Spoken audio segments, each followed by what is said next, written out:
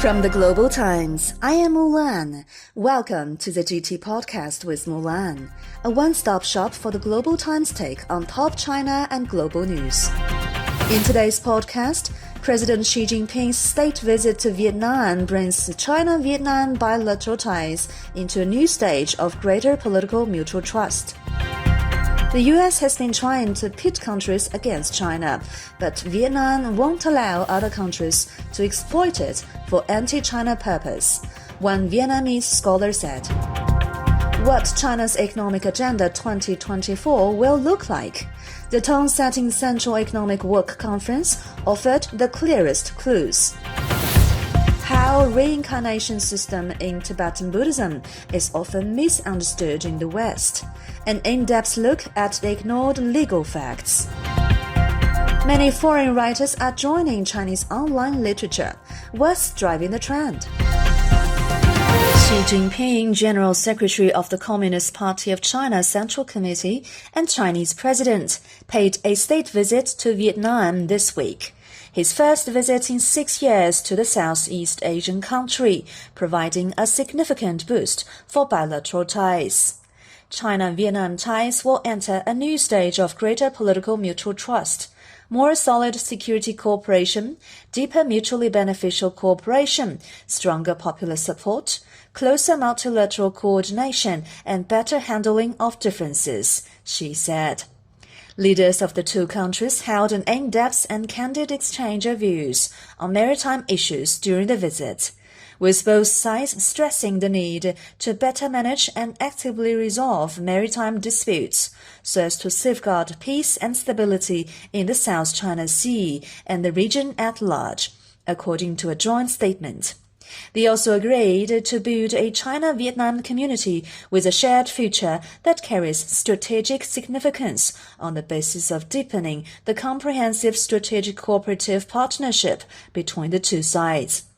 Building a China-Vietnam community with a shared future that carries strategic significance is not only important to China and Vietnam, but will also add new impetus to regional stability. Ge Hongliang, director of the China-ASEAN Maritime Security Research Center at Guangxi University for Nationalities, told the Global Times.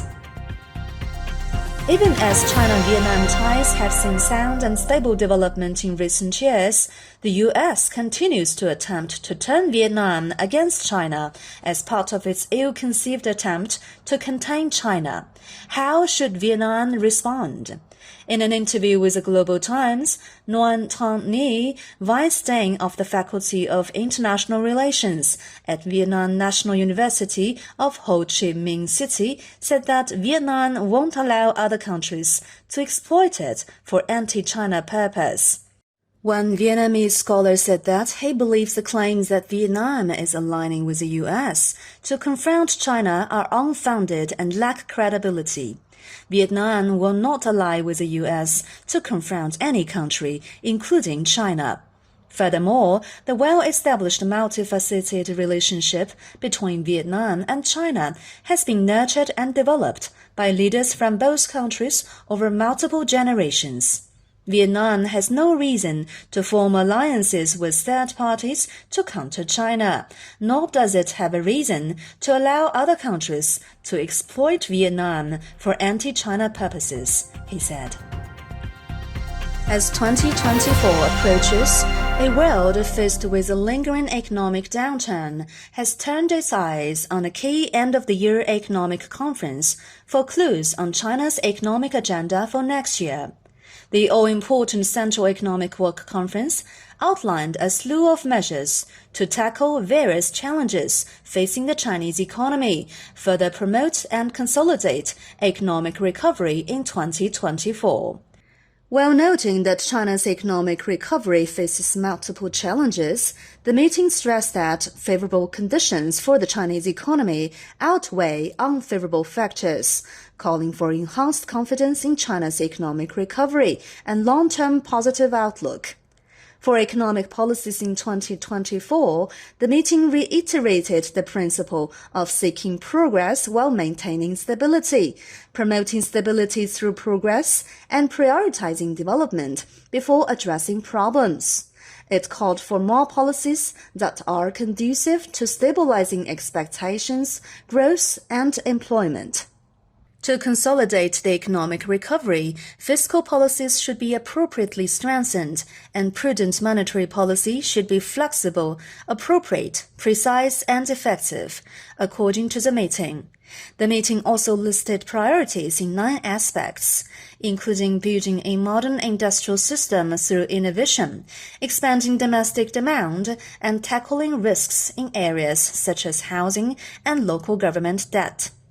The meeting highlighted the unyielding focus of China's top leadership on the economy and portends forceful and effective policy measures to not only consolidate economic recovery in 2024, but also high-quality development, analysts said. It also demonstrated the top leadership's confidence in China's economic outlook, they added. Reincarnation system, a concept deeply rooted in Tibetan Buddhism, has long fascinated the Western world.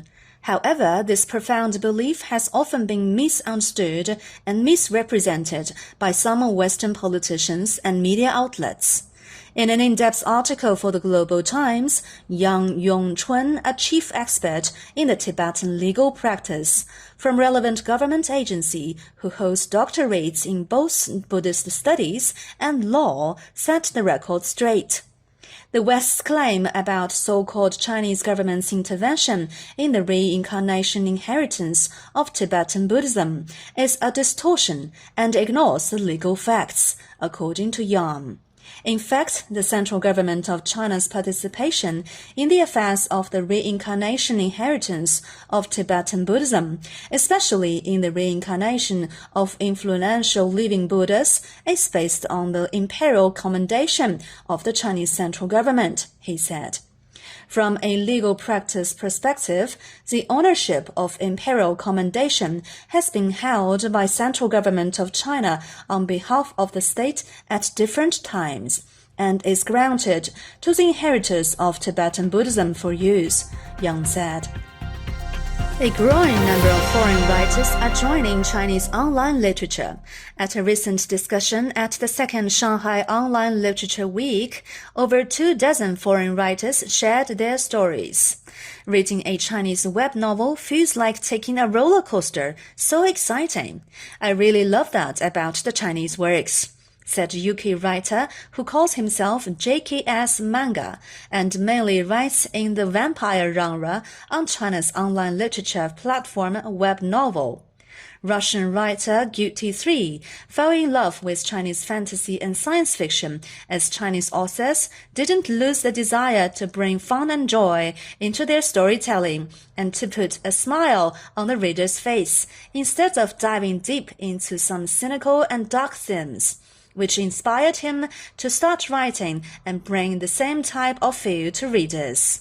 Fantasy was one of the most mentioned genres that has found favor among overseas readers. Chinese writer Gong Ziyan said that fantasy is divided into Western fantasy and Eastern fantasy, and that fantasy novels created by Chinese writers will also incorporate Western elements.